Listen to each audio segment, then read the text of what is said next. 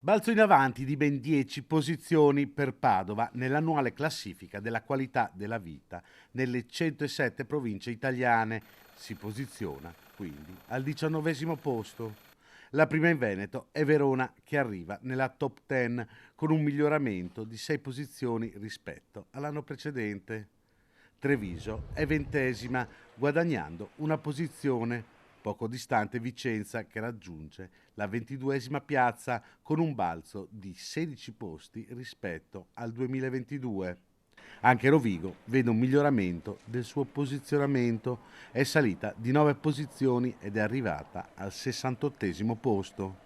Chi invece le posizioni le perde sono le province di Venezia e Belluno, che rispettivamente scendono di 12 e 9 gradini nella classifica. La graduatoria viene stilata in base a 6 macroaree che vanno dalla ricchezza e i consumi alla demografia, passando per affari e lavoro, ambiente e servizi, giustizia e sicurezza e cultura e tempo libero. Un merito di tutti quanti, non è un merito specifico dell'amministrazione comunale, di tutti i cittadini si comportano in una certa maniera.